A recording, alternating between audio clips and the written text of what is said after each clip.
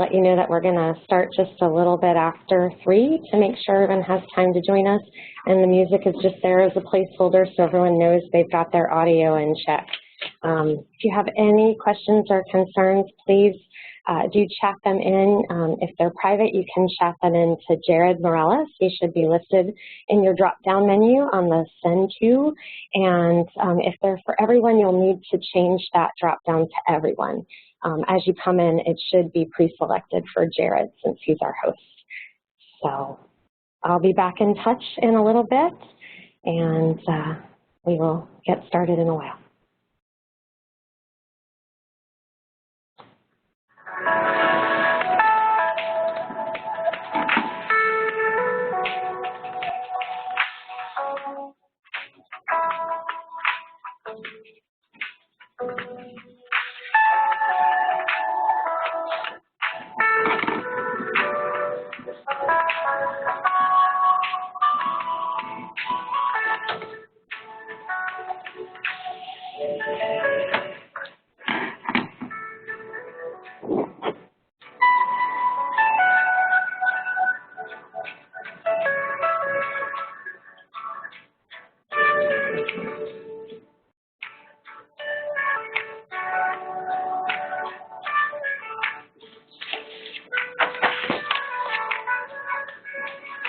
Charlie may need some help with audio, as may Joelle. Typing's joining.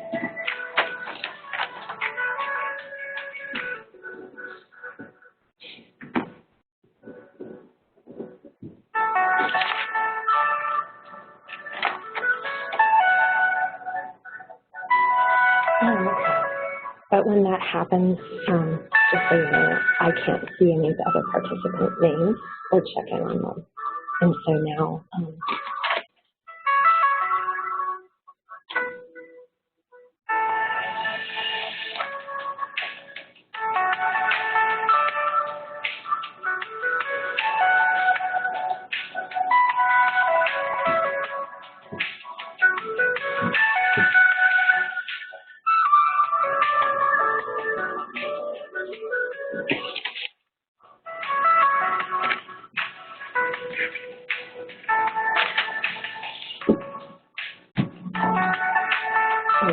Joel's asking about audio.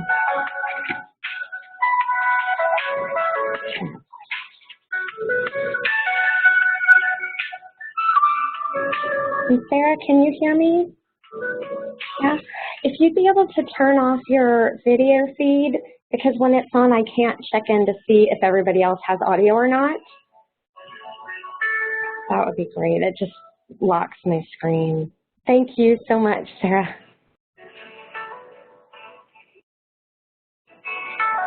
And toss here, that's all.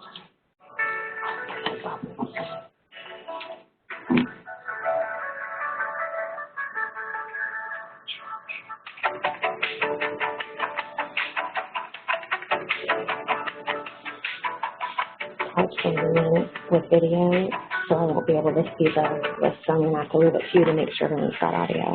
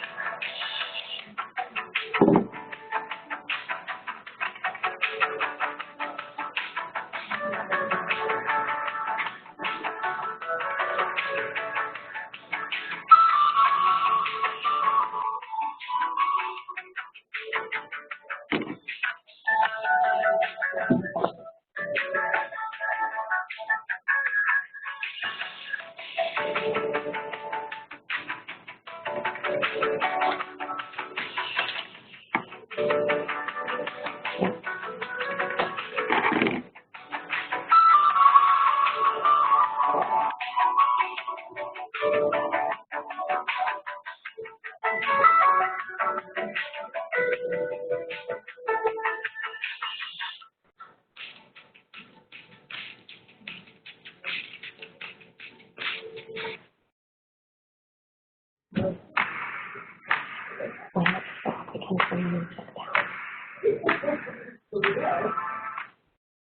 right, hi everybody again. We are just getting some last minute checks on audio for everybody, but hopefully by now you can hear my voice. If you are struggling at all with anything to do with the WebEx, please feel free to chat in. You just need to click on the chat window, and then there's a little drop-down menu that says Send To. You could either leave it as Send To Jared. He's listed as the host, and then Jared is actually the person who'll be able to help you with audio or video issues. And once we get started, if you'll click on that drop-down menu and scroll up all the way and select everyone, then that way what you chat will be picked up by everyone, and that will enable us to have a conversation. I usually start at about 5 minutes after to give us time to get all the kinks worked out, but hopefully now we are in good shape, and we'll get started shortly.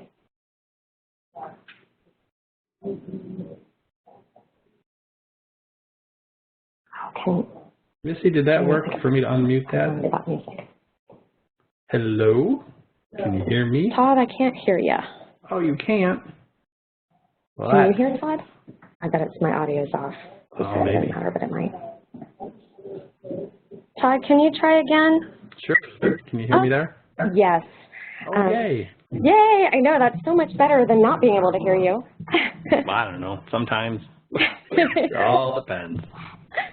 Well, I was told that it wouldn't matter if I had my my computer audio on, that it was a separate speaker, but apparently that was wrong. So now we've got you caught. So can you see an image of me? No, I just see a black screen. Jared, can you see Todd? Just a black screen. Just a black screen at the moment. Right. So let me check that. Maybe my camera. Okay. Find out how to turn the camera around. I've got a front and a rear camera, and I think it's on the others.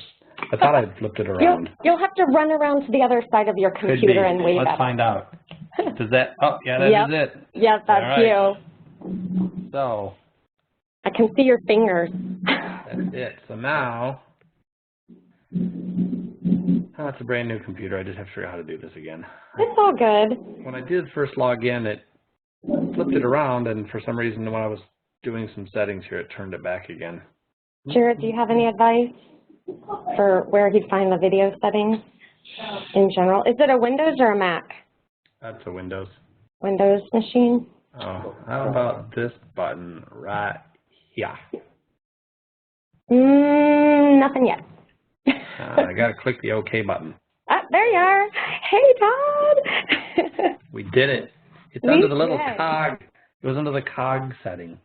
This is exciting because now we're here together. This is so cool. We should chill and hang out more often.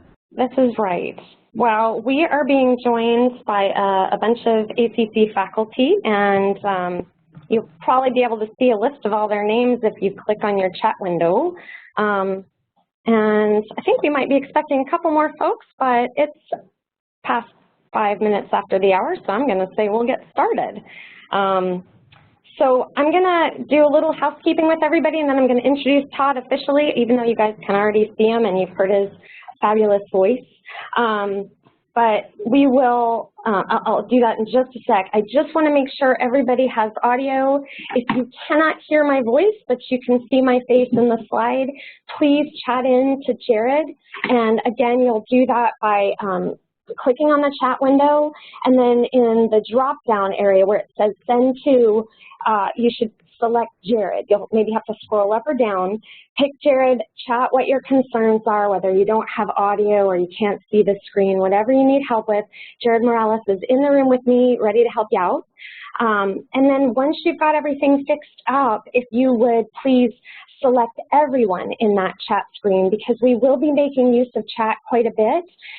We've got everybody muted right now except for me and Todd, and that's just to prevent all the feedback that comes, or, you know, sometimes I can hear people typing, or their cats make really fascinating sounds during the session. So we'll keep everybody muted. At any time, if you want to unmute yourself, please do and just talk. And then also at certain points during the session, I will invite you to unmute yourself and we can have a conversation with everybody who wants to unmute. So before we get started, I do want to make sure that everybody chats in your ACC email address and at least your first name, and that's how we're going to ensure that you get faculty development credit for joining us today. And I do have a question. We've got 2 call-in users, and since we don't have your names, if call-in user 3 will please chat in and say, hey, I'm call-in user 3 and my name is blah, and the same for call-in user 4. We need to get y'all's information to give you credit and to make sure we've got everything squared away. But that's the big plan, and so today we are going to be covering chapters 5 and 6 of Todd's wonderful book. What? Shameless plug. But we've been enjoying the heck out of this book, and I am so excited to have Todd Zakrajek, who I've been practicing the pronunciation of his name for several months now. I think I got it. Are we good, Todd? And he has been a great mentor of mine. He's an amazing psychologist and also an amazing faculty developer. He presents the Lilly Conference for Teaching and Learning and multiple venues each year. We have one in Austin every year, so if you are lucky enough to go to the event, it's usually held in January. We took a group of 10 faculty members there this year, and we'll probably take some more next. But Todd's just a wonderful resource, and so I'm going to give him a minute to say hi to all you guys. Well, thank you, Missy. That was very nice of you. What a great group there, too.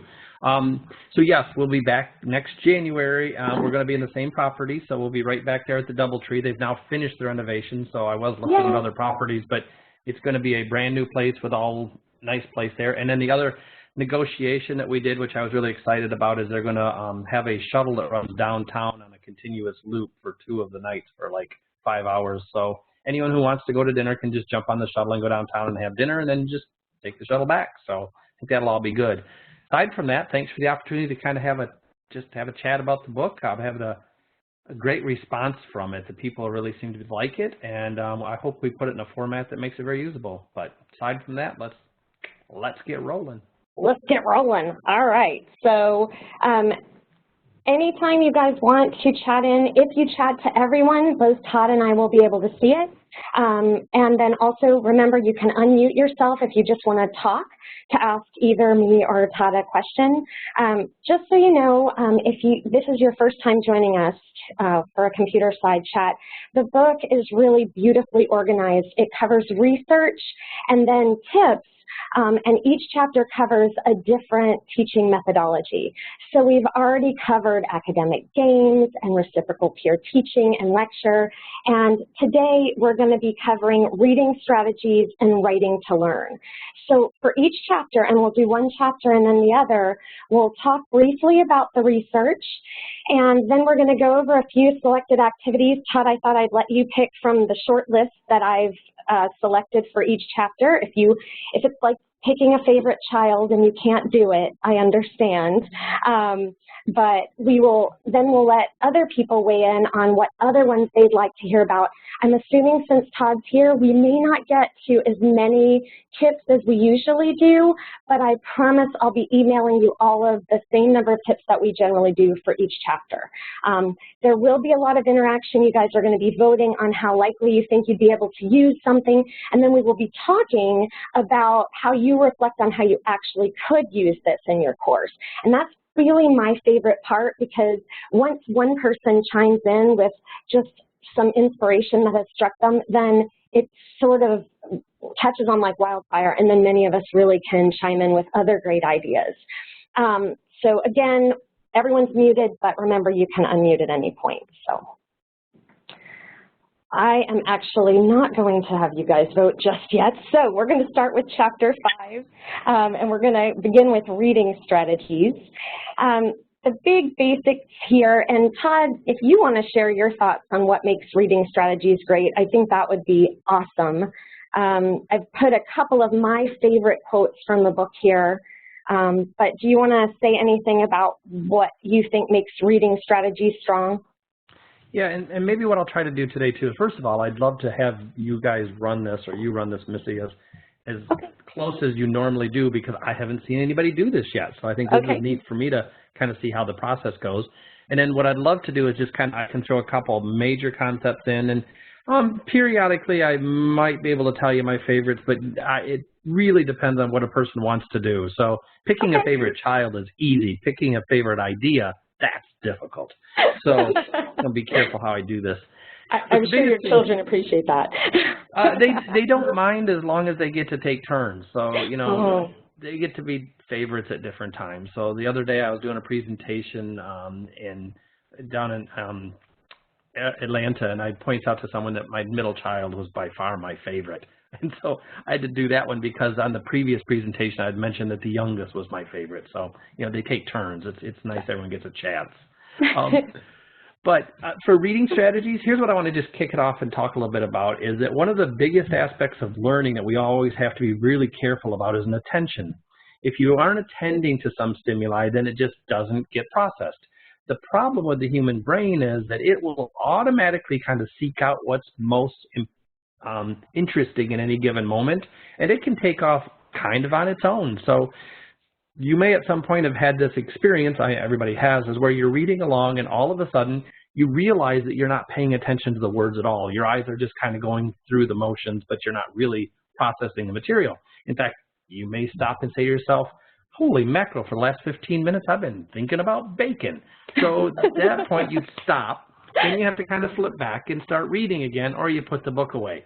So reading strategies, by and large, anything that keeps a person focused and cognitively aware of the material they're reading, those are the effective strategies, and that's why they work well.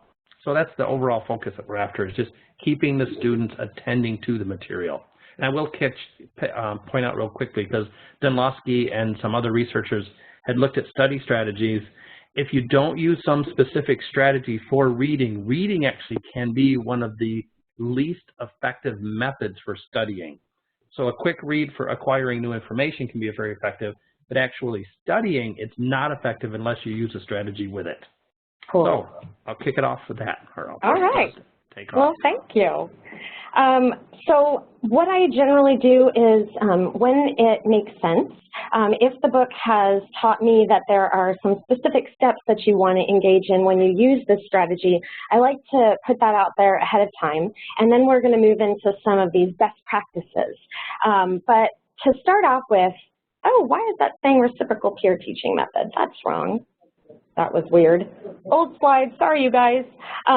I don't have those for this, which is fine. I did though. Bear with me 1 second. Okay, so sorry. We're going to start with the best practices actually, and each of these, I really love the way the book is organized. For this chapter, there are 4 different findings, and each one is backed up by research.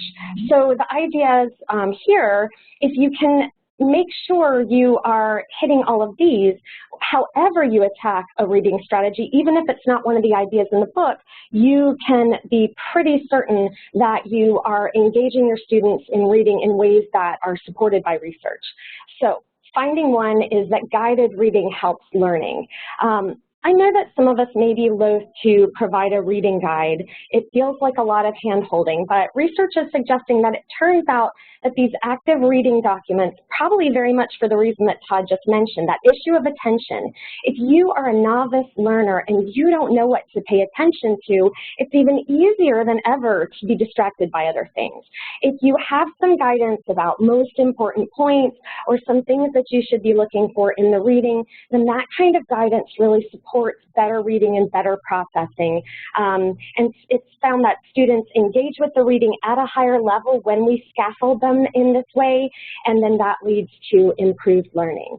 So I want to mention, as I go through these findings, it's just good to mark them down and keep them in mind, because when I challenge you guys to tweak the ideas that we hear, you'll want to make sure that you're keeping in mind at least one of these findings at each point so that you know you are engaging in methods that are going to be valuable. So before I go on to finding 2, any questions on guiding reading? And again, you can chat in.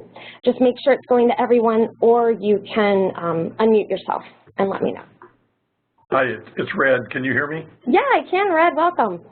I'm not familiar with what active reading documents look like. Can you summarize that? So what it can be is something that will ask for the key point. Basically anything that, instead of just saying read pages 1 through 25, would ask for the students to look for specific things. And so the goal will be to attempt to give students some scaffolding to help them know what to look for. So you could give key points. You could say, I have seen that students struggle with this on exams, so you want to make sure you read over that. You can give anything that you think will guide them as they attack the reading. Even you could say, hey, this side section, you know how textbooks often have sidebars? If one of those is particularly important, you might want to say, of importance is the sidebar on page blah, blah, blah. Make sure you find some key points there. Or you could say that sidebar is just for your pleasure and to give you some relevance, something that will connect back to real life. Does that make sense, Fred? Yes, thank you. Okay, perfect. All right. Oh, so BJ chatted me and said that the learning outcomes, key terms, anything like that could also be a part of your active reading document to make sure that your readers know the important stuff. So maybe not every key term in the chapter is something that you think is super important, or you might say, hey, please notice the key terms. So any of that will just guide learning. And if you guys hear any weird background noise, it's probably my next door neighbor. They're being kind of loud. Okay, Jared says he can't hear us, so yay. All right, so finding 2, summarizing or annotating information improves learning. Again, with this idea that attention matters, if you are reading and you aren't doing anything to actively interact with the information, it can be a very passive process and you may not get as much out of it. So marking in the text, if you own the book, also, you know the tiny little Post-it notes, you can stick those or flag and write your notes. Sometimes students really believe that just reading a textbook from cover to cover is the best plan of attack. And as instructors, if we can share with them that, wow, interacting with the material is far more powerful than just glassy-eyed reading, we're doing them a service. So if you have time to teach reading strategies like every few paragraphs, think about how the information relates to you. Or every few paragraphs, stop and make sure that you're understanding and perhaps write down the key points from that section so that later you'll be able to find it more quickly. Any of that kind of interactivity goes a long way to processing more deeply and being able to retain information better. I know some of us are loath to just write in those books, but it can really help. Highlighting, however, not as beneficial. So really, it's the summarizing and annotating. And is everybody clear on what that would look like?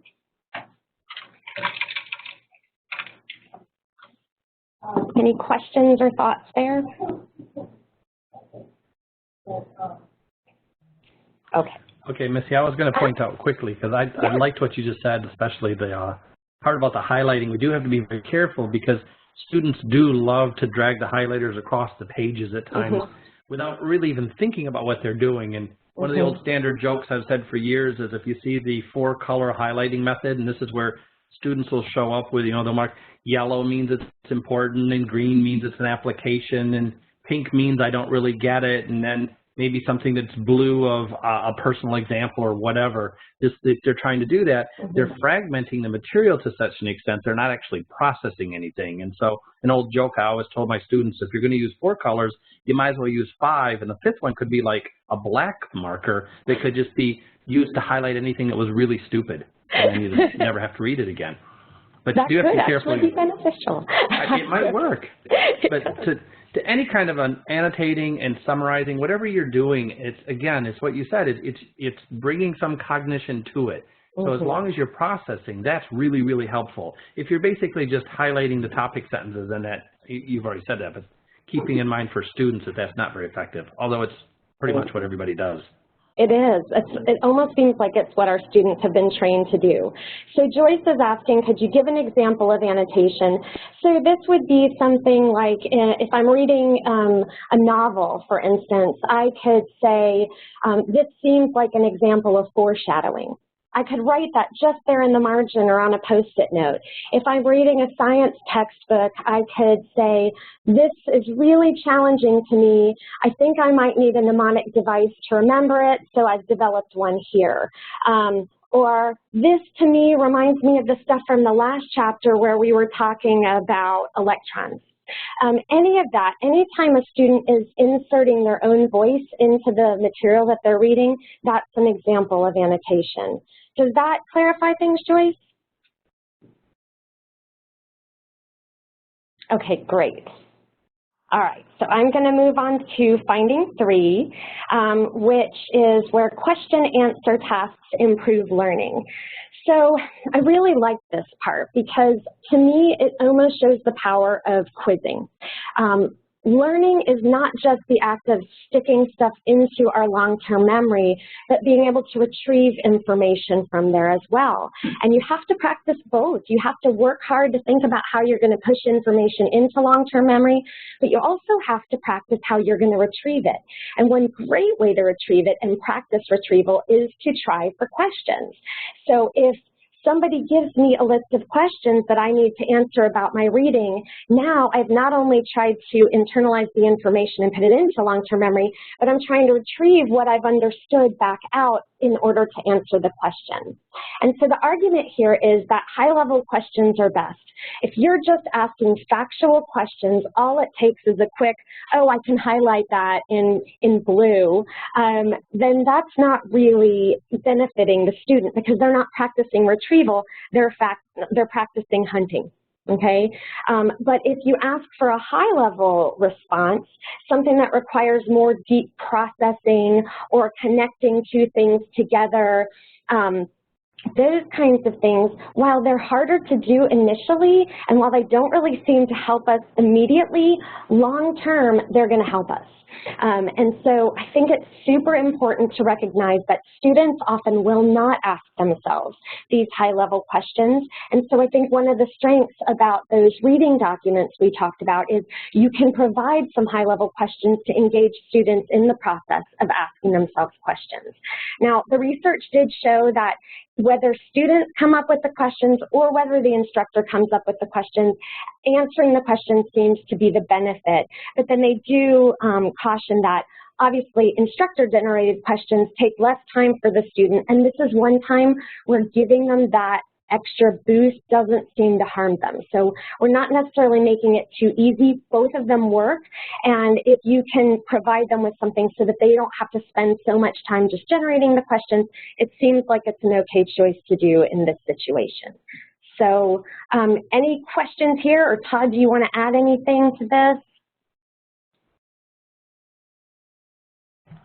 No, I think you've covered that really, really well. That's a really good point. Thanks.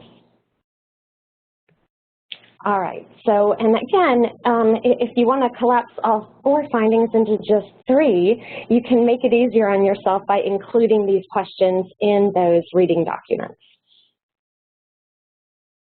All right, so finding 4, tying to the reader experience improves learning, according to students. So the research here says that when students are able to make the reading relevant to themselves, so connect it to real-world events that they're aware of or connect it to their own lives, that they wind up finding them to be more valuable. And this makes sense. If you've been doing any research on educating millennial learners, one of the R's that comes up over and over again is relevance. Students need information to be relevant to their own lives, and once they find the relevance, they're more engaged with the material, and then they'll tend to process it more because they're motivated. So pretty important that when we're giving students the chance to read, we remind them of this. And again, if you ask them to annotate, you can say, I want each chapter for you to find a couple of ways that you can relate the material to yourself or relate the material to a previous part of the class or maybe even another class. But making it relatable to that student will buy the student a whole lot. So that's finding 4. So questions, comments, thoughts? I'll augment that real quickly too, Missy. Sure. And that's one of the most pervasive findings of all of psychology, as you've already pointed out, is the ability for us to tie information to other information helps us with retrieval cues. And the best retrieval we have, the best retrieval cues we have, are things about ourselves because those are the most pervasive. So if you meet somebody and you say, wow, her name, we'll say I meet someone whose name is Sally, and I think that looks exactly like a friend I used to have in high school named Sally, you know that name immediately. But if you're introduced to somebody and they don't remind you of anybody, it's much more difficult to remember their name. If you're introduced to somebody who really likes something or something you like, then you can tie it to that. So again, it's something we've all experienced, is this ability to tie information to previously known information, and the most pervasive previously known information, again, is about ourselves, really facilitates learning new material. So it's helpful. And as you've also pointed out, it increases interest, because if it's tied to something you know about, odds are the reason you know about something is because it's interested you, and so you've spent some time to learn about that. So 2 reasons that this really helps is both the interest level and then the cues to previous material. So really good. Yeah, I think it's a really great thing to remind ourselves of. And I love these 2 chapters together because when we get to the writing to learn, you're going to hear about relevance again. So it is clearly something that's important. So, chat, okay. So Sarah mentions that she teaches ESL, and finding 4 is so important for language acquisition. Tying new text to things that the students already know, it helps them to understand. Absolutely. And I believe that is with any novice learner, whether they're learning a new language or whether they're learning new content. If we provide it to them in a vacuum, they're basically attempting to learn discrete, separate facts, and there's only so much space for these discrete, separate facts. Our brain is much more efficient when we can link them together or web them together, and that's why those of you who were together with me for the last Computerside chat, I keep preaching the gospel of the clustering exercise from reciprocal peer teaching, because it reminds our students that they have to make connections for the material to last with them. Okay, so we're going to jump into the ideas, and for those of you who are new, there are generally about 15 or so ideas, these intentionally designed educational activities in each chapter. I usually only cover 3 or 4 per chapter, and we'll see how many we can get to today, but I do want you to be aware the reason the numbers on this next slide are not contiguous is because I'm not giving away all of Todd's great ideas. I'm just giving away a few. So we are going to be covering, well, we can cover these 4. And what I wanted to do was maybe get you guys to chat in just off of the name, which I know is dangerous because you don't really know what they're going to be about. But maybe by number 1, 2, 3, or 4, chat in the one that you would hate for me to skip. So directed reading and thinking, problematic situation, a 3-level reading guide, or select a sentence. And these were my favorites that I thought were really applicable across different disciplines. So if you'll just chat in when you do not want me to forget. And then we'll try for at least a couple. Oh, yay, 2 people agree. That's good news. Oh. Choose a big winner. 3-level reading guide, we got 2.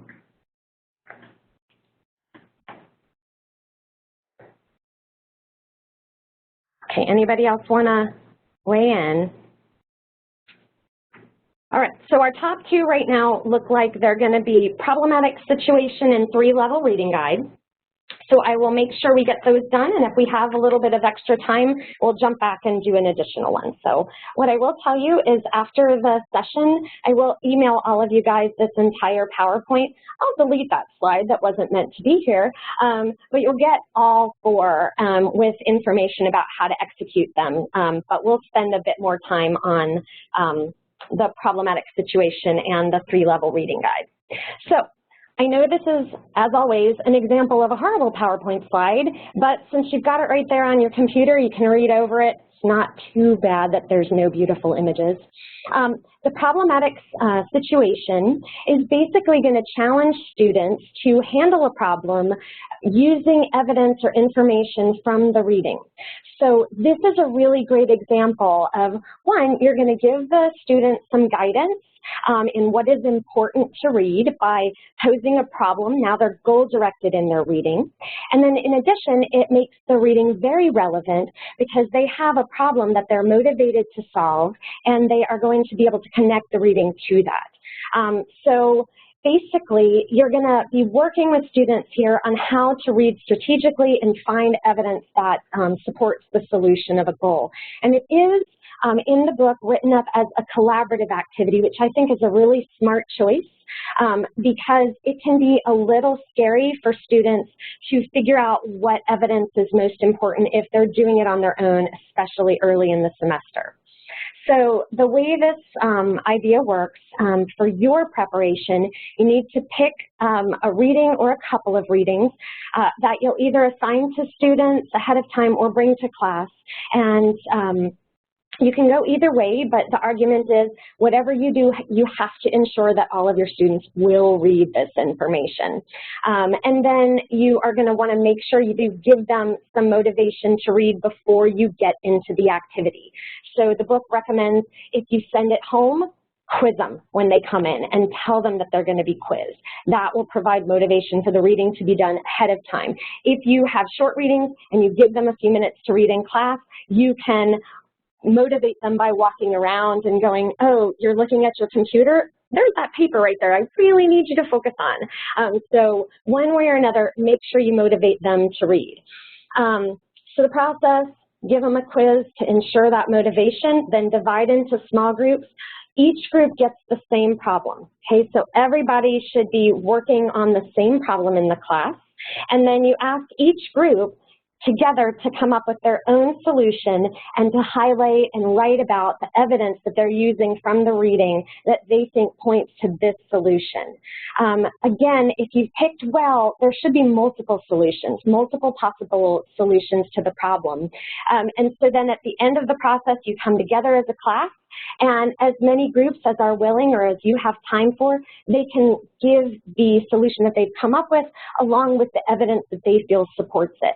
So this is very interactive, and this is very much goal-directed behavior. So what I always like to do after I've talked about an idea, first off, if there's any questions, if I haven't explained it well enough, please either chat in or unmute yourself and ask. But what I love for people to do is this gut check, because I'm going to be challenging you in a few minutes to share how you think you could use this in your class. So it's important for you right now to think about whether this is something you could use or something that you're not a huge fan of. Now, normally this is the part where I say 1 is not going to be useful to me, 5 is I'm doing this in class tomorrow, and you can pick anywhere on that range and no number is going to offend me because I didn't come up with them. But today we've got Todd, so no, but still he even went like this, no pressure. So chat in. A 1, I don't think this is really something I'd be likely to do because of my discipline or the way I teach. And then a 5 would be, oh my gosh, I have to do this.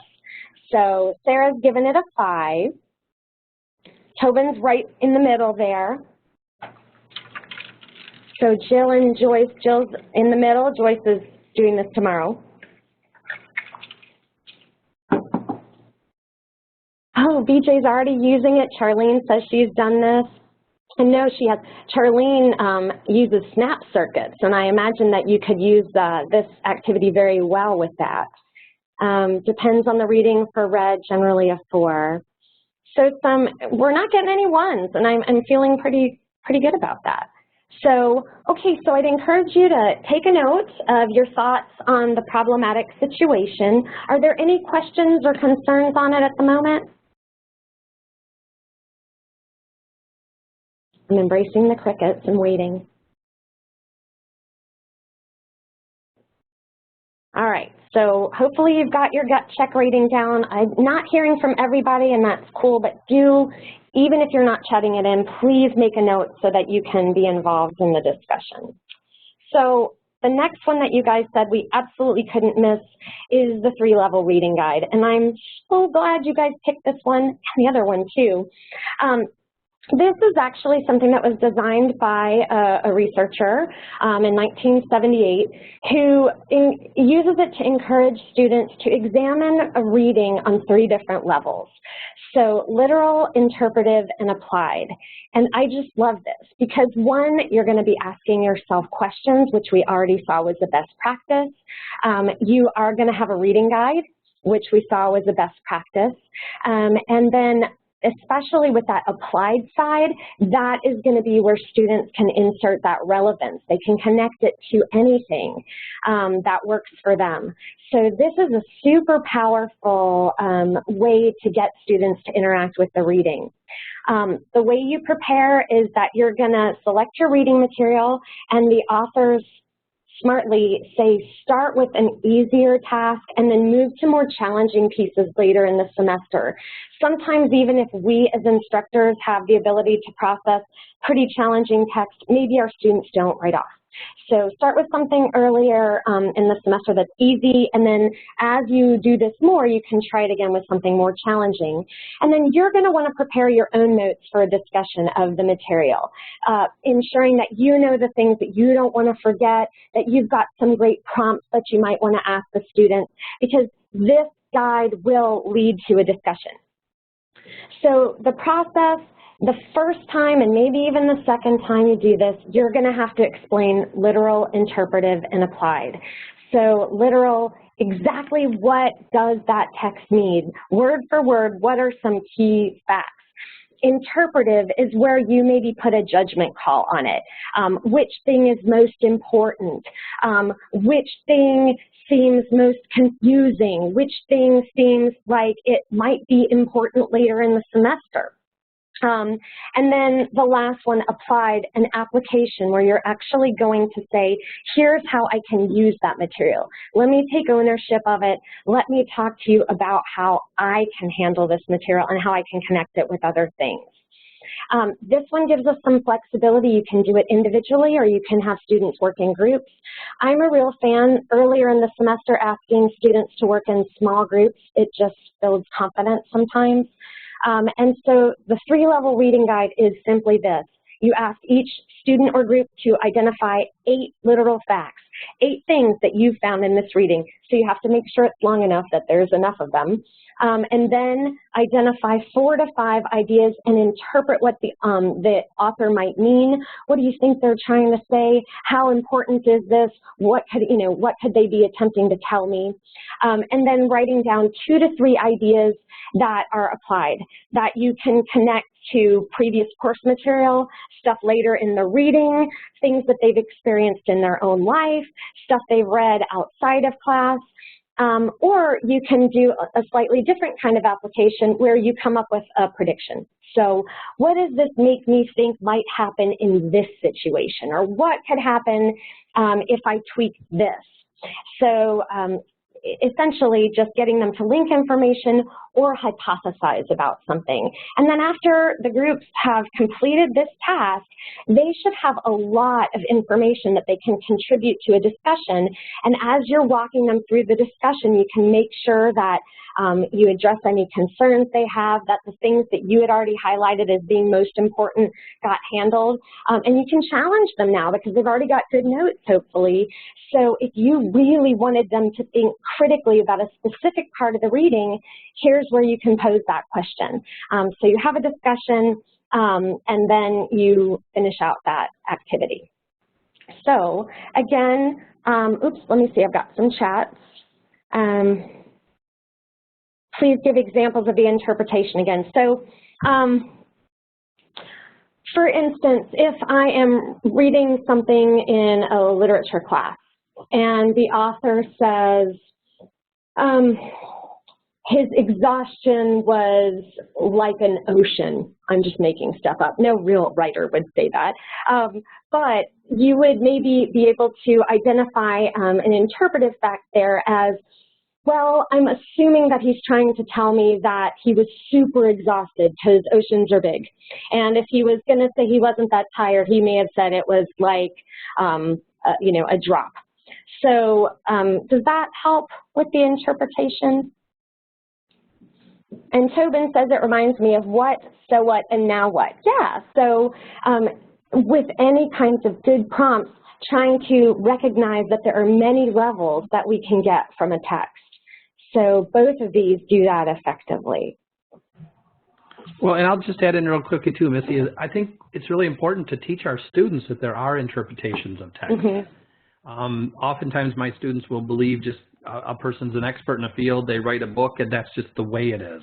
And we oftentimes have to point out to them is this is how this person interprets it. Within psychology, one of my favorites is if you read some work by psychologists about the characteristics of firstborn children in a family versus middle children versus later born children or the youngest children, you'll see certain characteristics. And I always like to talk to my students and say, so what birth order do you think the author is? And they suddenly have to start thinking through as the research and the way this is all being pulled together may be heavily influenced by the fact that this is a firstborn child. So again, pointing those things out to them, that books are all based on interpretation, and we have to look for that. Yeah, I think that's a great point. We just came back from a teaching retreat this past weekend, and something that came up again and again is that many of our students don't feel empowered to disagree with an author or to read something and say, oh, it could be that this is the reason for what the author is bringing to light. So those would be examples of interpretive things that you could identify as well. And I think you're right. Thinking about the framework that the author is coming from is a really great way to try to interpret the information. So I love that idea. That was so meta, Todd. So let me ask you guys to do a gut check. Again, 1 meaning it's not likely to be useful to you, and 5 meaning that you really are excited to try this and you think you might want to work on it. So Jill says 5. Oh, we're getting several 5s and 4. Bunch of 5s, Charlene and Sarah and BJ and Red. See, Tobin gave it a 4. Joelle says she's done this, although less elegantly. I keep saying that when I read these ideas, sometimes I'm like, oh, I tried doing that, and my own version was not this cool. So this is a lot of fun because it reminds you of great ideas you had, and maybe you tweak them so that they can be even more powerful. Well, this is a perfect plot, just to throw in real quickly. That's where the book came from.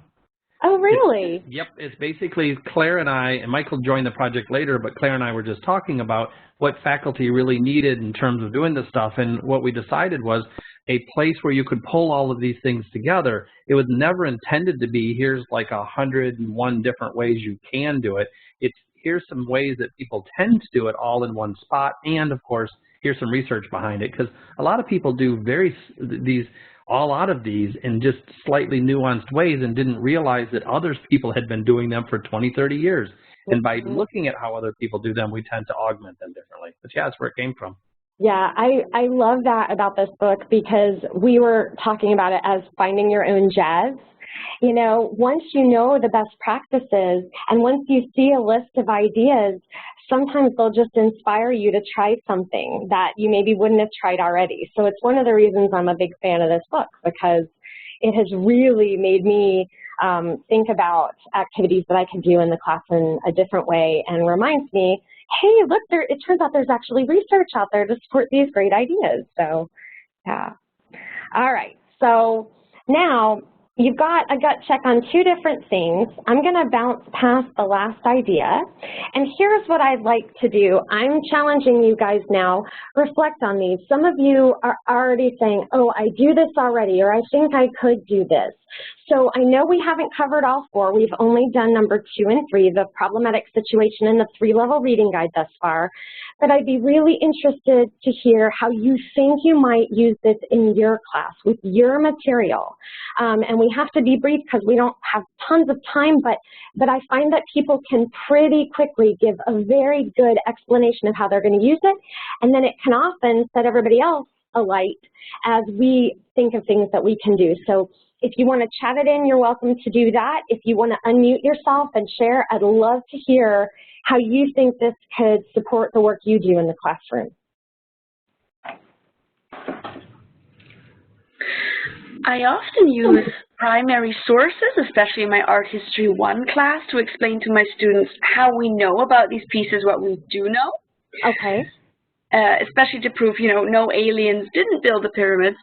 So it's actually kind of nice because you can bring in both problematic situation and the 3-level reading guide to get them to critically evaluate these ancient sources from very different cultures. And I usually assign little wording, like question sheets for them to work with. Okay. But adding in how to connect it to modern day life, maybe make modern comparison, I think will suddenly make it much more exciting for them. I think that sounds like a great idea, really providing that relevance to bring something from the past into a more current view so that they can really connect with it. That sounds like a great idea, Joelle. Anybody else? Oh, there's chat. Oh, BJ says it's great for tutoring study skills. In what way? Can you expand on that, BJ, either through chat or if you want to unmute yourself? Oh, let's see. That went by fast.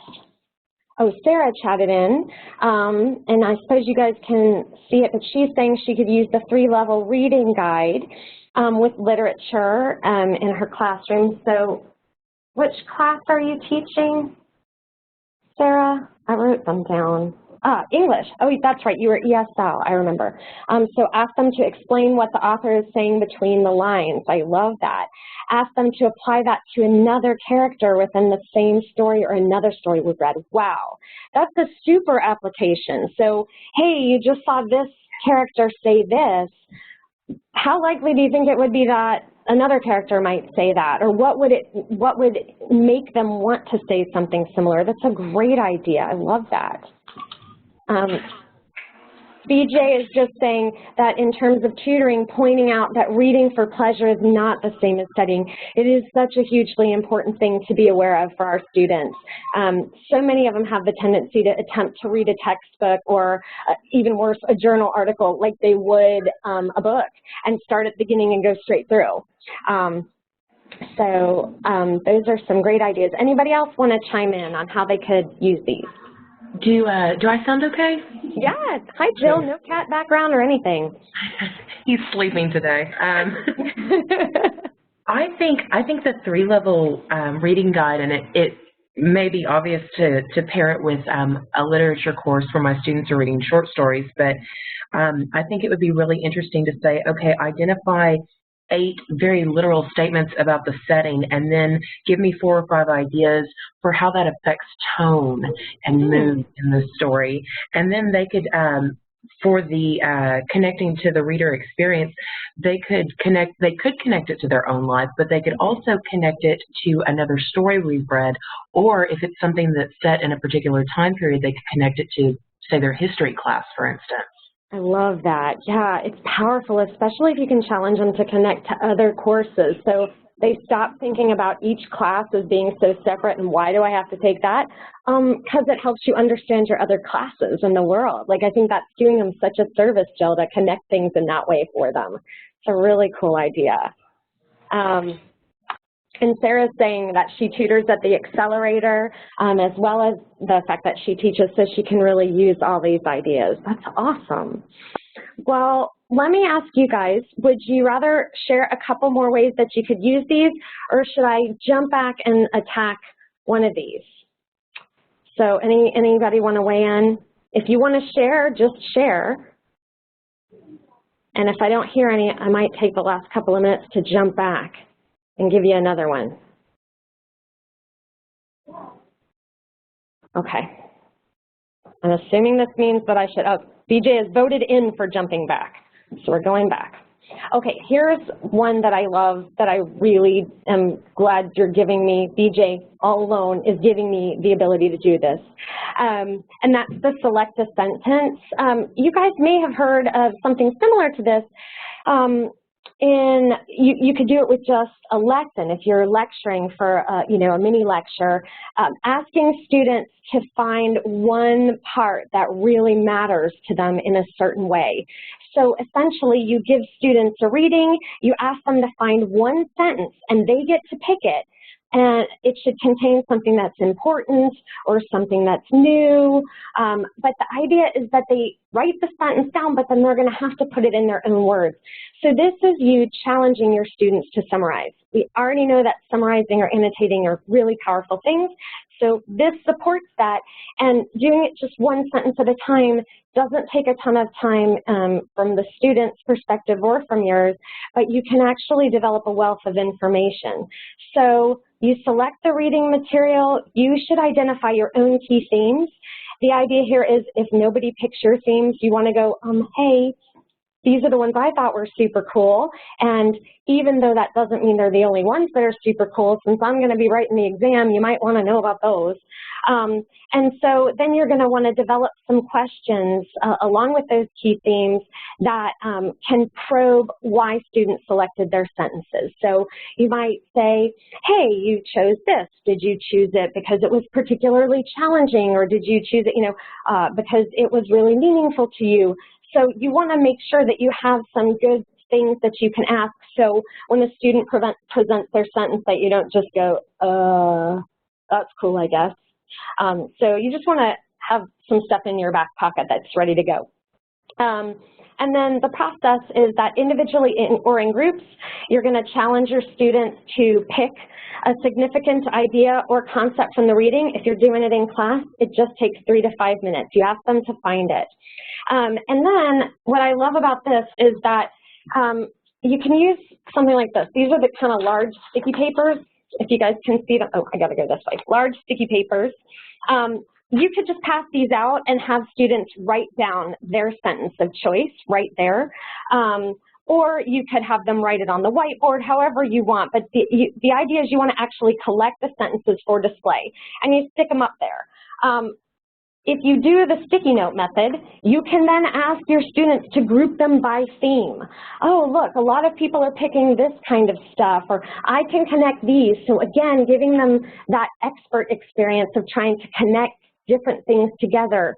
And then get a nice broad framework. You can even write key themes on additional pieces of paper up on top. Like, oh, we're going to call this, what do you guys think we should call this? What is this theme all relating to? And then after all of that, you can talk about which themes did come out as most important. You can ask, why did you pick this? Why do you think so many people voted for this sentence? And that's an example of the kinds of questions you can ask. So the authors also mentioned that you can vary this by asking students to offer a confusing sentence. So if you know you're dealing with a particularly challenging text, if students write the one that's hardest for them, pretty quickly you will know how you need to spend the rest of your class time, right? Oh, you guys, really, a whole lot of people are struggling with this part. Well, let's talk about it. And so I really like this because it sort of reminds me of the unconference idea, where students are building the curriculum rather than you just assuming you know what they need to talk about. And I think it's particularly powerful because if students pick themes that were meaningful to them and there ain't none of them the ones that you'd picked, now you know that your students are reading differently than you do, and instead of just assuming that you're all on the same page, you can do a little remediation, either for yourself or for your students. So let's do a quick gut check on this one. We probably won't have too much time to do the application side of it, but if while you're gut checking you want to say how it inspires you to use it, that would be cool too. So chat that in. And I've heard this called the golden line or the golden sentence too. Other people refer to it that way. So we're getting a lot of 5s and some 4. BJ says she'll prepare an in-class activity for that. Jill says that she thinks it could be a good frame for transitions in writing. Cool. Sarah says she's looking for ways for students to better understand the main ideas of the text, so this would be super helpful. I couldn't agree more. I have seen with my own students, even in exam questions, I think it's very clear what the main points of the exam question need to be, and my students don't get it. So giving them these opportunities to really practice them can be super valuable. Okay, so Sarah says ESL students get bogged down with details from text when they don't understand a lot of the language, so they might be focusing on some esoteric points that aren't really going to contribute to the understanding of the whole. BJ points out difficult medical concepts. Yeah, you could absolutely use this to facilitate that, and especially that variation. You know, which ones are the hardest? Which ones do you guys need the most support for? Joy says she's going to use it with the disease processes that she teaches. That's awesome. And Joelle says making sense of medieval concepts of the world. Yeah, so especially since the terminology can be totally different and the perspective could be totally different, the ability to make sure we're connecting it in ways that we all agree upon can be really valuable. Well, you guys, that was awesome. All right, so you will get the one extra surprise of idea number 52, directed reading and thinking, when I send you the PowerPoint, but I'm gonna jump on ahead. And we'll talk about, I didn't change the title. This should be chapter 6. Really, some editing would be my friend, but okay. This is actually chapter 6, writing to learn. So we will talk about this briefly. And Todd, please chime in if you want, but I'm going to try to hit on some of these background things pretty quickly. The big deal here is when you write, you learn stuff. It's a deep level of interaction, and just like we were arguing for the last chapter that annotating and summarizing matters, well, those are writing techniques, right? So we've already got some basis for this belief that writing helps. So the idea is that you can always think about deepening understanding by asking students to summarize, to explain in their own words, to predict things. And when they do it in the written form, it just is that much more interactive. So here's the deal. A lot of people think as soon as you give a writing assignment, you're going to have to grade it. And the authors say yes. While giving feedback is important, having to spend a bunch of time grading isn't always the only way to give feedback. So these assignments could take longer if you require yourself to grade them, but they can also be beneficial even if there isn't an official grade linked to the activities, as long as you give feedback. There's nothing worse for a writer to write and spend time on it and then get no feedback about whether or not they were successful. So research is basically saying that not only does writing to learn seem to actually help, but it's got the nice benefit that students feel like they are more confident writers after they've practiced some writing assignments. So I love that, because if we're not here to give our students more confidence as academics, then why are we here? So I think that there's a lot to support the idea that writing to learn is a good idea. So Todd, want to chime in on anything? Yeah, I'll mention one thing real quickly. I'm becoming more and more convinced that we don't, so folks have said for a long time, we do not actually have to read everything that students write.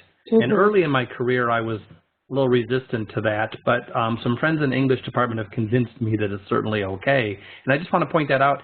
One of the ways I've been able to explain this to students is they don't get tested over everything they study. The idea is you study a wide range of material, and then we sample from that, and we use exams to see to what extent you tend to know the information. So individuals can certainly write things, and we can collect certain things, maybe just to skim them or not to read them at all, and other things we grade more carefully. But the point is, as long as you can explain it in this framework of the process of writing is very helpful for for learning, and I will grade some of it, but much like every time you study something doesn't mean it will show up on an exam, every time you read something doesn't mean I'll specifically read it for feedback. So Yeah. I think that's just good practice, those things. I think that's a great thing to point out, yeah. So let me jump on to covering some of these best practices. So there's 4 in this chapter as well, best practices, and I actually kind of was trying to engage in writing to learn, so I challenged myself for each of the findings in this book. I challenged myself to come up with a one-word summary. So pre-work writing activities improve learning outcomes, and I summarized this as scaffolding. So the idea is that sometimes our students need a little bit of help to complete a big writing assignment, and if we give them a smaller writing assignment, we're actually scaffolding their efforts and giving them the skills that they need to succeed in the bigger assignment. So this isn't the only way you can use writing, of course, but it is important to recognize that if you have students that are new to the writing process, that teaching it to them in stages can be super valuable. So that's finding 1. I summarized it as scaffold. I know it's sort of cheating because the word scaffolding's in there, but whatever, that's what I did. Todd, you look like you're okay with that. My other summary terms are better. So finding 2. And jump in, chat in, or ask questions if you have them, but I feel like that's pretty, you know, if you need any guidance, just let me know. So teacher-assigned structure improves learning. You know, this is actually kind of related to the guided reading assistance that you can give students. You want to give structure for your writing assignments because having a goal makes things easier, and having structure where you know, oh, if I do these things, I'm in good shape. It just inspires confidence. So I called this one guidance. And I know that all that we do is to guide our students. But the idea here is we've got, especially at the community college, a lot of novice learners, people who are new to the learning process, new to the college world, and we need to provide them guidance. So rather than just saying, I want you to write 2 to 3 paragraphs on this reading, that's virtually no guidance. What should those paragraphs be about? What are you looking for? What will impress you or what will tick you off? So giving some structure can really make a difference, and you'll find actually that students perform better and will impress you more if you give them this guidance. So they do point out that if you just leave it to your student to come up with their own prompts for writing, in this research it was journal writing, students are going to write at a lower level and about less exciting things when they just try to come up with them themselves. And if we give a little guidance, they can really surprise us. So I really like that reminder that guidance matters. So finding 3, and again, I'm moving unless I see chats or you guys shout at me, I'm going to keep on. Writing that connects students, connect content to students' life experience improves learning. Well, this is relevance again. Remember, we had it in the last one, and here it is coming again. Todd really beautifully explained why cognitive psychologists believe it matters, that it's just the way our brains work. It's so much easier to maintain connected information rather than all that stuff that's separate, and how fast it works for us. So make learning relevant for your students, and they're going to do better. If you have them relate it to their own lives, it will really make a difference. Summarization is awesome and it's powerful, but if they summarize and connect it to something personal, that's golden, okay? So finding 3 is all about relevance. And the last one, my summary term here is responsiveness. I could have used guidance again, really, or anything else, but responsiveness, that students need to know whether they're on the right track or the wrong track. And as Todd pointed out, it doesn't have to be on every single assignment, but even if you collect some writing work from students and just call out 1 or 2 anonymously, students are getting feedback. They are hearing what it sounds like to write successfully in this class or on this assignment. So research is saying that regardless of the kind of writing assignment, students feel that when they get feedback, it's most beneficial. So whether it is or isn't to them, the researchers found that it was, but just paying homage to the fact that students really feel better about a writing assignment when there's some feedback. I encourage you, you don't have to grade it, but you ought to give some feedback. Like, oh, I really like this example. Let's talk about why it might be a good one. Or this one's a little rough, and that's super cool because we're all here learning. Let's talk about ways we could improve this one. And as long as you do it anonymously, I think it can be really powerful for students to have that kind of feedback. So before I jump into the ideas, Todd, any additions or anybody else have questions? No, the only addition I would throw in there just very, very quickly is we do this all the time. Everybody does it. Anytime you learn something new, you look around your environment and try to get some feedback if no one's providing it. So if you're trying a new skill, playing tennis or something, if you're hitting balls against a wall and there's other people around you, you'll look to see how they're doing it. If you're, again, any kinds of things we do, we're looking for feedback all the time because that's where we get better. And so students are always asking for feedback. They want to go over exams. They want to know how well their writing is doing. If they're doing an experiment in chemistry class, they want to know if it's right. And so it's a natural process with writing as well. I couldn't agree more. Yep, oops, I saw a chat. Hold on one sec. So Tobin says, giving relevant feedback can also strengthen the relationship between an instructor and each individual student, and that relationship can be a key to helping students stay motivated. I really agree. So sometimes you're saying, just take the time to do it. It seems to be the point that Tobin's making. Take the time to do it just because it connects you to your students. And, you know, just like in parenting, if your kid likes you, they're going to want to work harder to please you and to improve.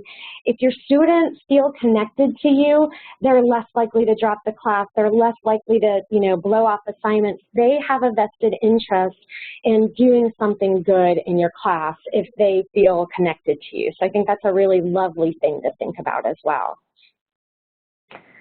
All right, so we are going to bounce into the ideas to improve writing to learn. And again, I think for time, let me get you to chat in just on the basis of the title, the one thing you do not want me to skip. So we've got speak, write pairs. We've got graffiti board. We've got sentence passage springboard, and we've got yesterday's news. So I know this is a shot in the dark, you guys, but let me know which ones sound interesting. Okay, so we've got a 4 and a 3 and a 2 and another 2 and a 3. Anybody else? I think we have some more folks. It'd be great to get some additional guidance.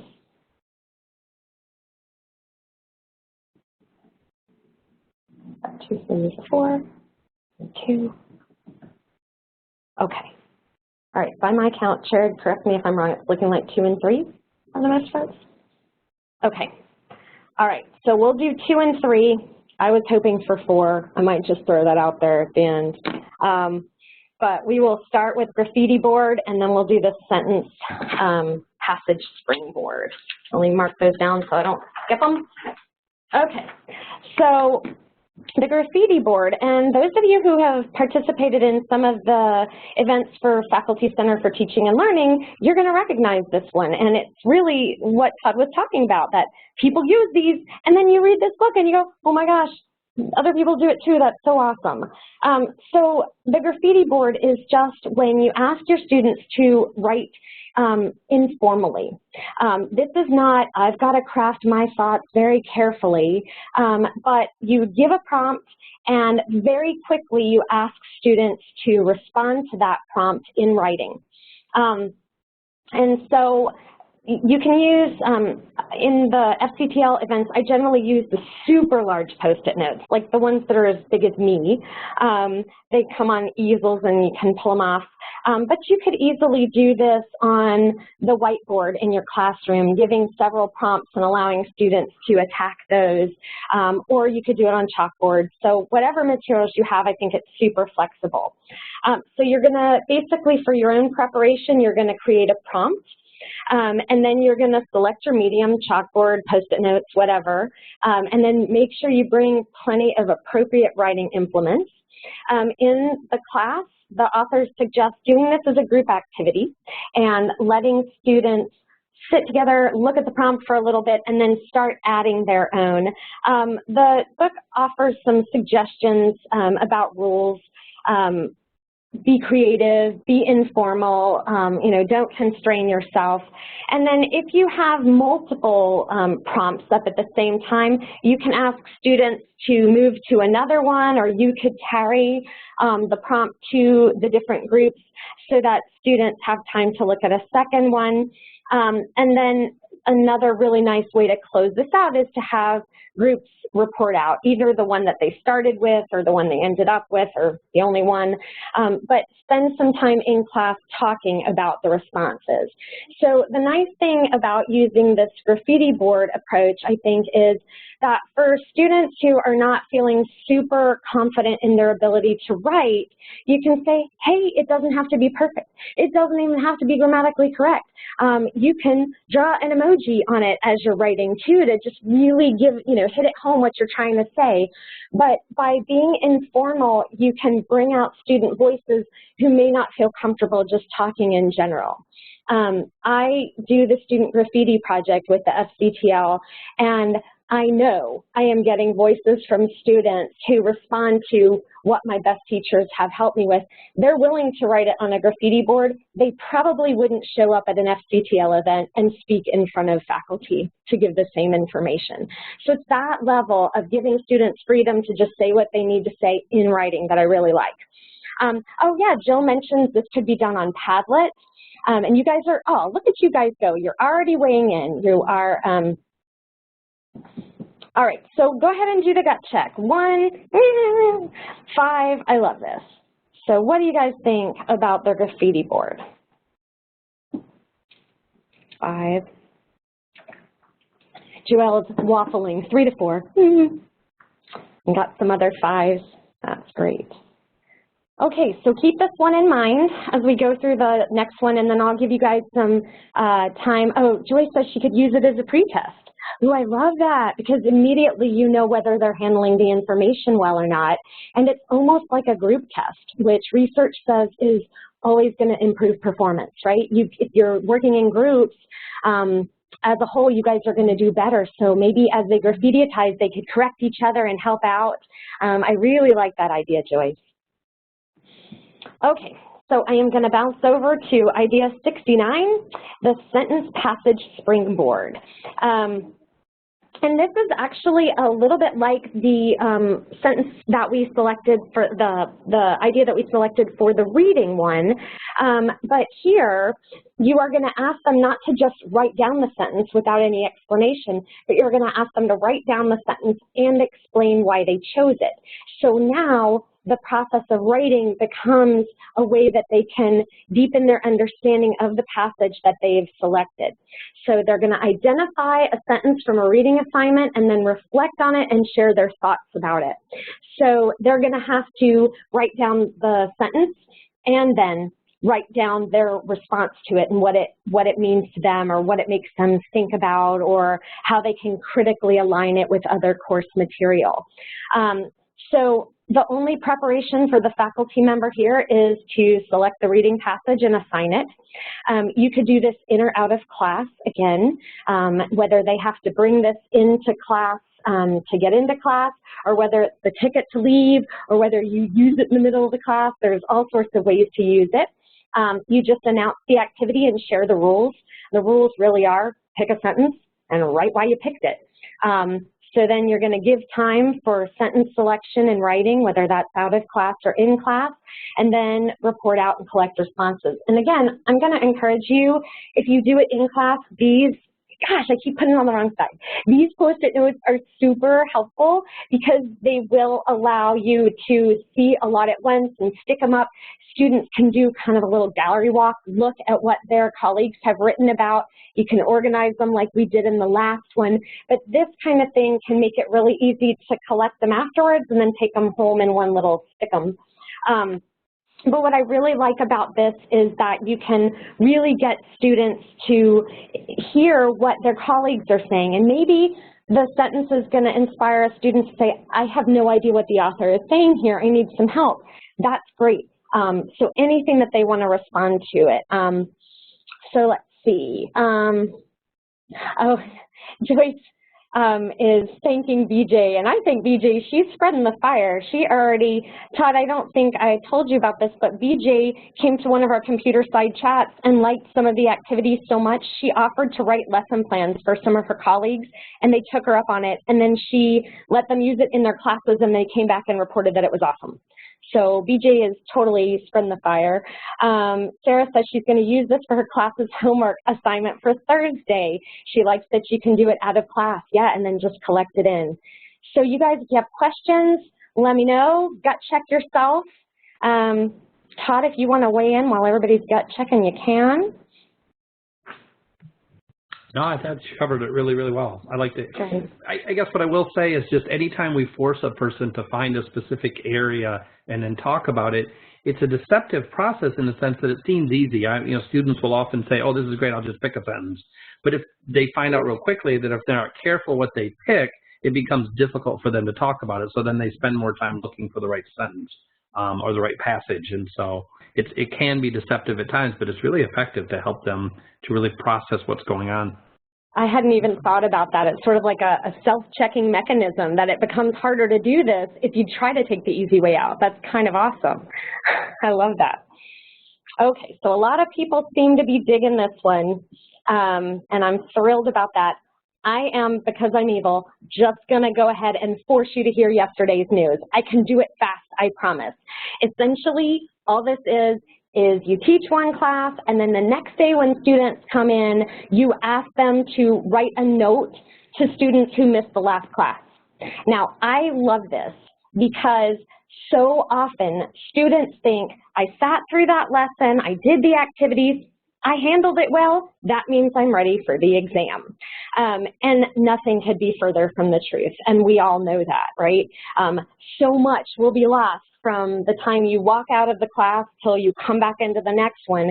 And this mechanism, I think, really reminds students how much they lose if they don't practice, but also gives them a chance to take ownership for material that was already presented, to start thinking about what it might predict about what's coming in the next class, and also to just do their friends a solid and have something written up to help people who've missed class. So you basically create a template and you tell students what things you want. So you could say give 3 key points, or mention a theorist that you think is important from yesterday's class, or anything that you want to do. Joelle says hi, it gets them to review and think of the last class, and I don't have to repeat myself 97 times. Maybe only 95, Joelle, maybe only 95. So yeah, I really love this. You give them the explanation. You could even give a handout if you wanted. Give them a brief time for writing. You can collect them and give feedback the next day. You could collect them and shout out some people who did particularly lovely work. You can go, holy cow, none of you mentioned blah, blah, blah, and that was my main point. Let's talk about why we completely forgot that. You could challenge students to do this with their notes or without their notes. Either one is an important lesson, I think. If they do it with their notes and they can't do it, might teach them they need to take better notes. If they are asked to do it without their notes, that might make them realize that they don't retain everything they hear. So I'm kind of in love with this, and I'm sorry I forced the issue and made you hear about it, but I did. So there you have it. So gut check yourself on this one, and then let's hear from some people who are excited to try some of these things. So let's see. I got to Big long chat. Tobin, you are an amazing typist. I'm so impressed. Tobin says he uses a variation of this at the start of the next class session. He gives a prompt and asks them to write down what they recall about a key concept in detail. It really makes an impression when they realize how much they've forgotten. I couldn't agree more. I sometimes just ask quiz questions, but I love this even better. That can lead into a discussion of what they do after class with what they heard in order to start learning. Yeah, you can make some great suggestions. Man, if you'd only written a couple of multiple choice questions about your notes, you probably would be remembering more now, wouldn't you? Joelle says she's going to forgive me. Thank you. Mea culpa. And she loves this. It's a 5. Sarah says it's a 5. Jill says it's a 5. Oh, so good. I didn't just torture you with something that was a 1. Sarah says especially because her class is 8:30 p.m. to 10:15 p.m. That's a late class. Yeah, you're all pretty wiped, and you might need some reminders about what went on towards the end. Okay, cool. So you guys are liking the yesterday's news. So I would love for, in our last couple of minutes, why don't you let me know what you think? Has one of these inspired you to try something new in class? Pop this one up. We covered number 2, 3, and 4, graffiti board, sentence passage springboard, and yesterday's news. So tell me how you're going to use this.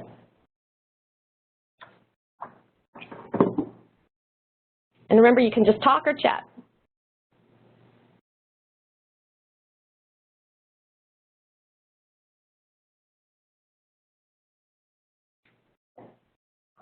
Please save me, somebody. Joel needs to think. Okay, letting you think. Jill said embrace the crickets, which was my suggestion at our teaching retreat. I'm embracing the crickets.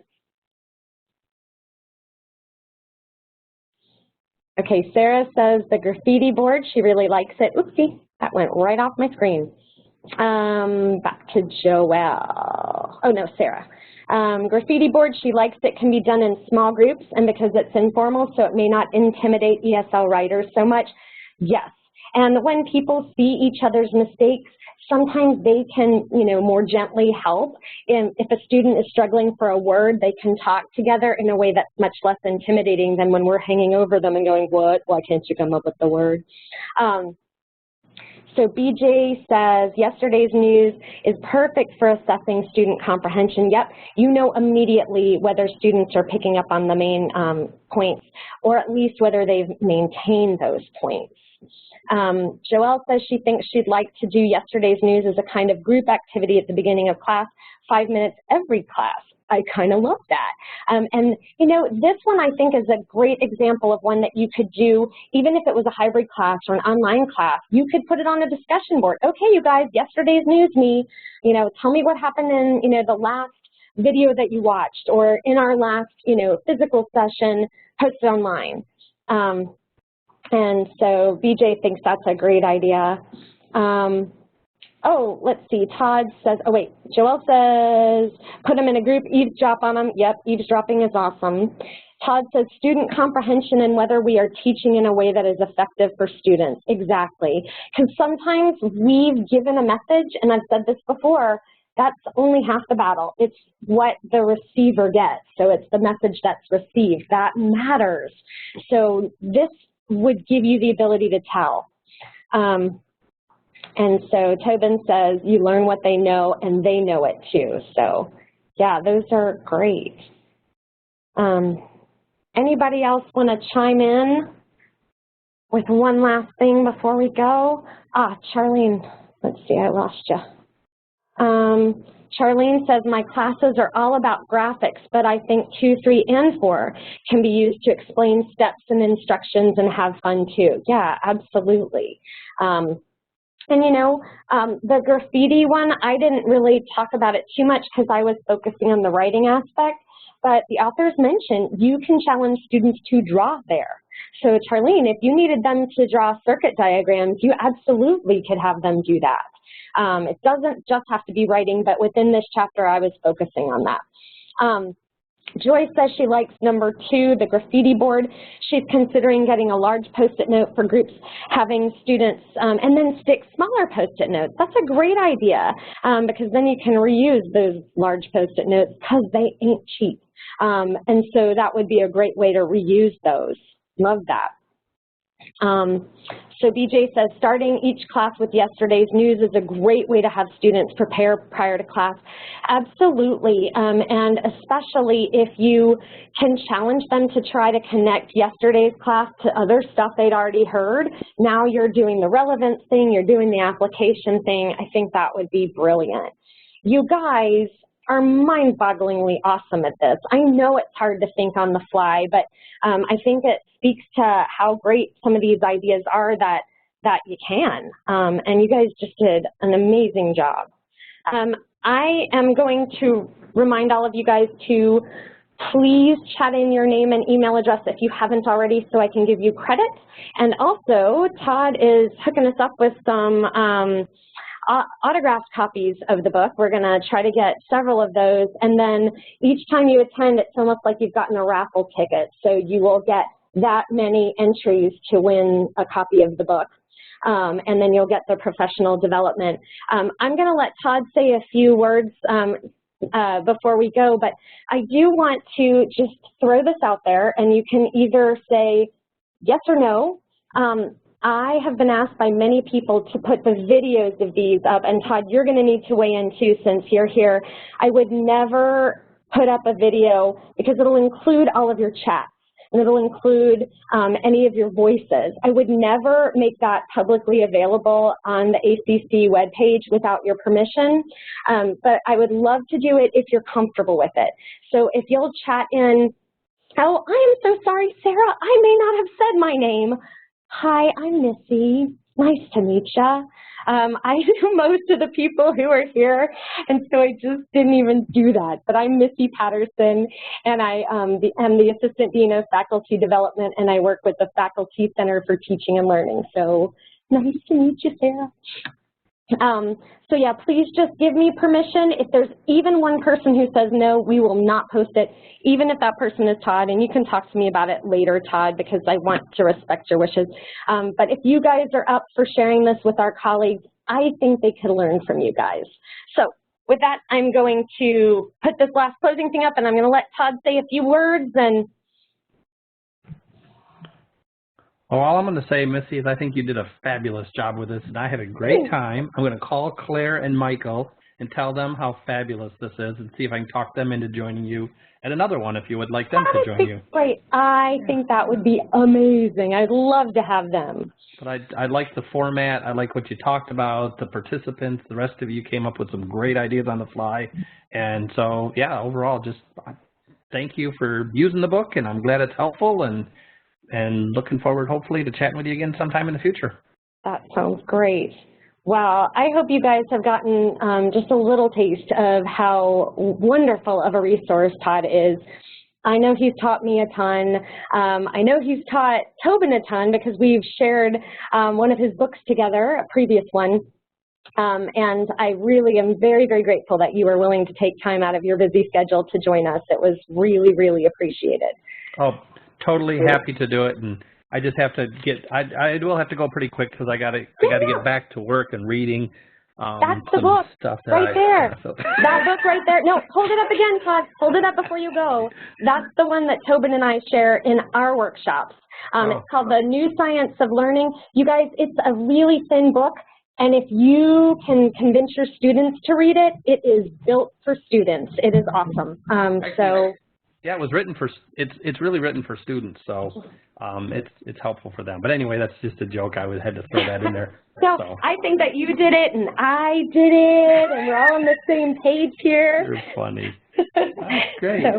All right. Well, I do have to run, but thank you so much, and I'll look forward to seeing you again soon. All right. Thanks, Todd. And for everybody else, I'm going to stick around for a couple. If you have questions, you can chat them to me. You can talk them to me, whatever works. But we'll say goodbye to Todd. So everybody say goodbye to Todd. Bye, Todd. Thanks so much. All right. So if anybody has, oh, y'all are, Oh, and the Lilly Conference is in January, and the FCPL will again be supporting faculty to attend. So be looking for your emails from FCPL because you could win a free trip to the Lilly Conference. It was great. I went this year with a bunch of amazing faculty members, and it was super. So I'm peeking through the chat. It's looking like most everybody's cool with us posting it. I will send a PowerPoint. It may not go out tomorrow, but I promise it will go out. And also, I will be sending an evaluation to you guys via email. I can't obviously get you to evaluate right now, so it'll come through Class Climate. You'll get an email, and it'll have a password, and you'll be able to evaluate this session anonymously. And it really means a lot to me if you'll take the time to do that. Gives me really good ideas. The whole music up front came from one of the evals, and so I really want to make sure that you guys help me improve this by evaluating when you get that. Just checking through. Sharing is fine.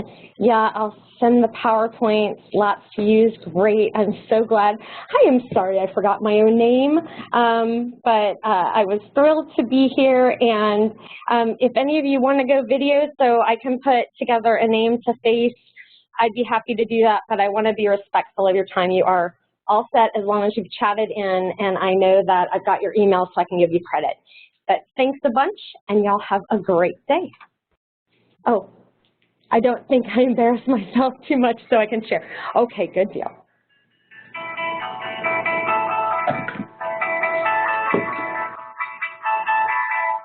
Thank you, Helen. Bye, Joelle.